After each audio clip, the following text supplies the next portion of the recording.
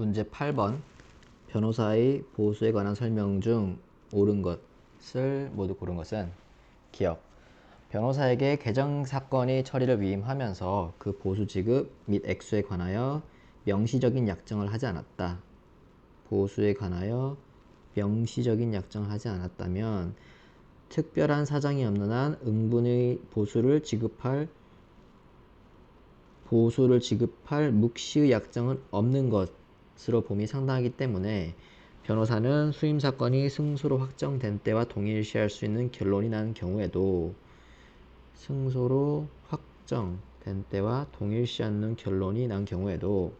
승소 사례금을 청구할 수 없다. 일단 결론부터 말씀을 드리면 명시적인 약정을 하지 않았더라도 보수를 지급할 묵시의 약정이 없었던 것이 아니라 보수는 지급을 해야 됩니다. 위임 계약을 하면서 이 사건은 무보수로 한다.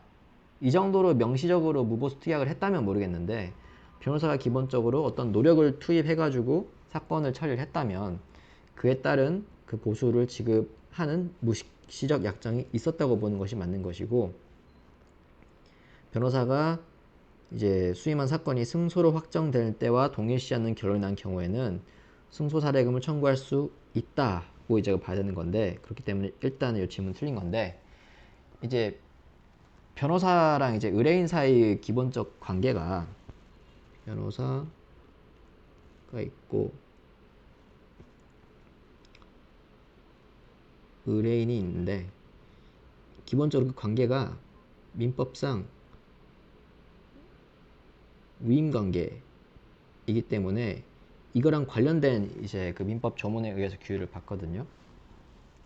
근데 보시면 민법 제 686조 2항에 보시면 수임인이 보수를 받을 경우 위임 사무를 완료한 후가 아니면 이를 청구하지 못한다 라고 규정을 하고 있는데, 여기 보시면 승소로 확정된 때와 동일시 할 수 있는 결론이 난 경우잖아요.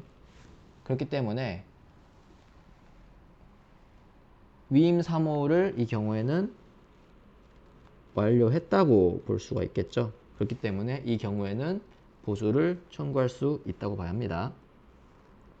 니은 선정 당사자가 선정자로부터 별도의 수건 없이 변호사 보수에 관한 약정을 하였다면, 봅시다. 선정 당사자가 선정자로부터 수건 없이 보수 약정을 했다는 거죠.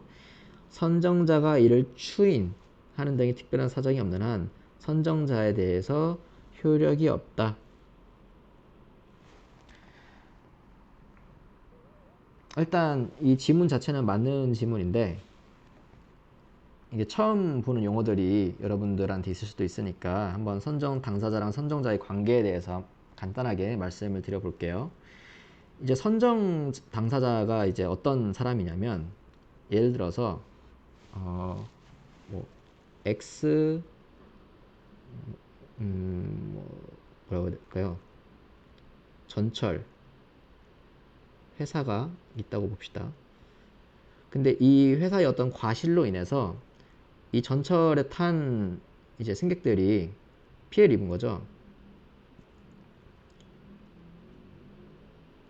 그래서 그 피해를 입은 사람들이 예를 들어서 여러 명인 경우에 갑 1, 갑 2, 갑 3, 갑 4, 갑 5 이런 식으로 이 사람들이 여러 명인데, 결과적으로 이 사람들이 그 입은 손해가 비슷하고 어떻게 보면 비슷한 사실관계에 의해서 손해를 입은 거잖아요. 물론 그 피해의 정도는 다를 수 있겠지만, 이런 경우에 이 중에서 한 사람을 요 넷이서 이렇게 선정을 하는 거예요. 선정.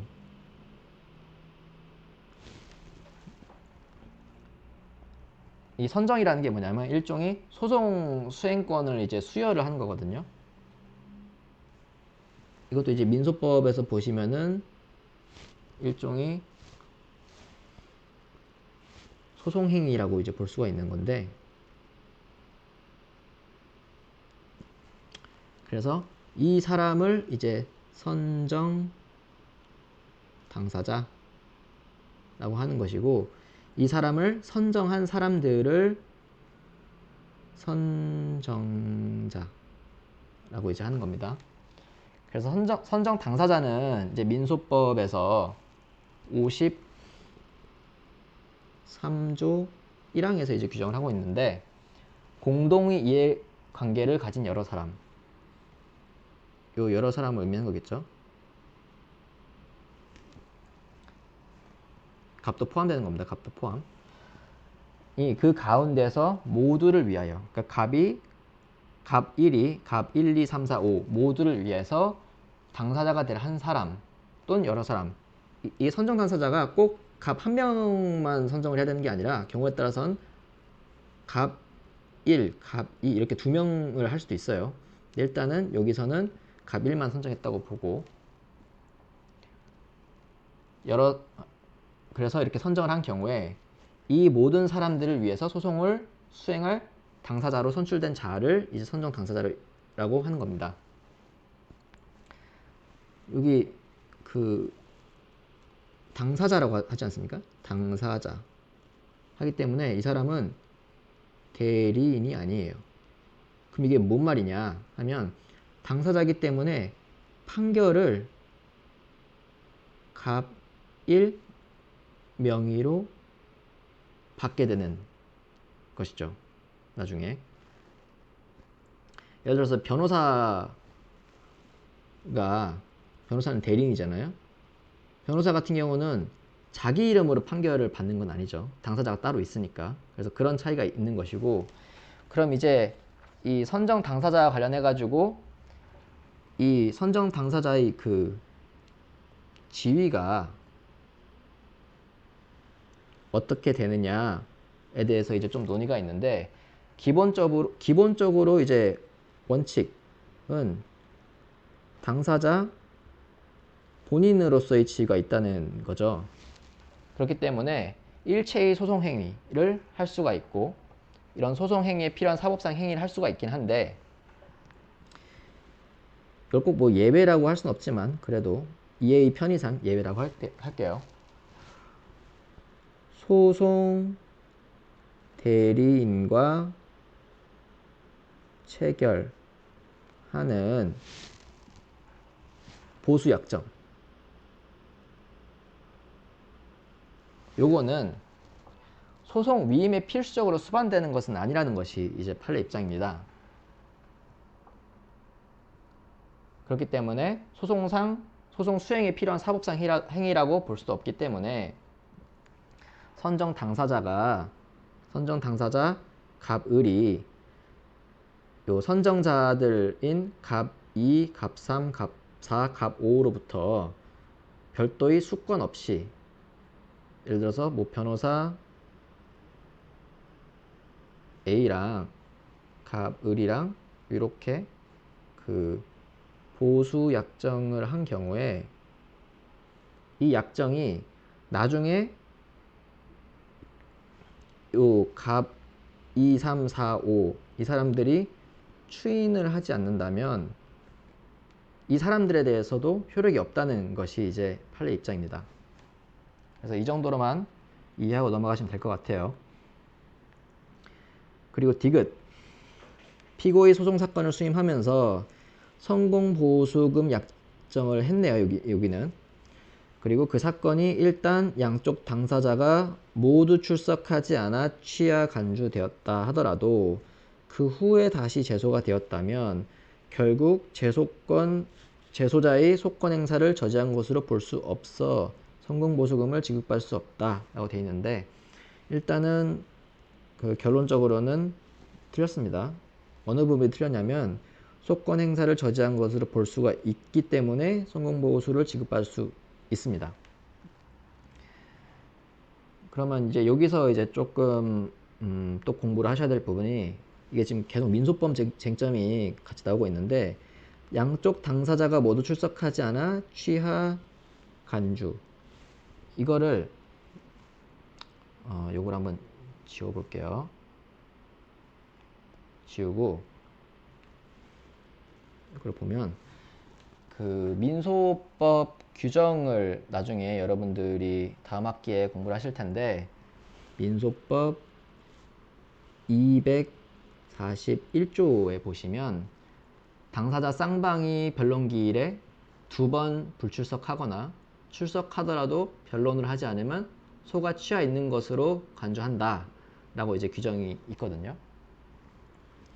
소장을 접수를 하잖아요.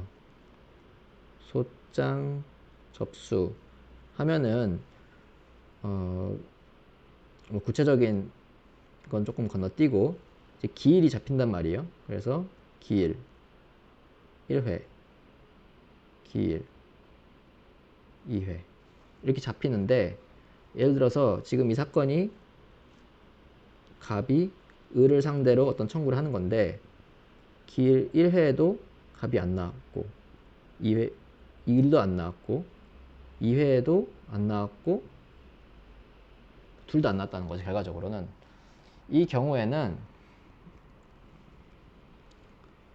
법원이 마지막으로는 어떻게 판단을 하냐면 소가 취하됐다고 이제 본다는 것이죠.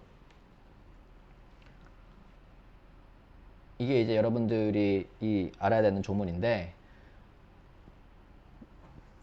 그럼 이 과정에서 법원이 왜 그럼 이제 지문을 그대로 읽어보면은 다시 제소가 됐다는 말은 소취하가 되고 나서 다시 갑이 을 상대를 이렇게 소송을 제기했다는 거잖아요. 그럼 이 경우에 그 을의 소송 대리인이 성공보수 받을 수 있냐 요건데, 판례는 일단은 성공보수 받을 수 있다는 입장이고, 왜 그러냐면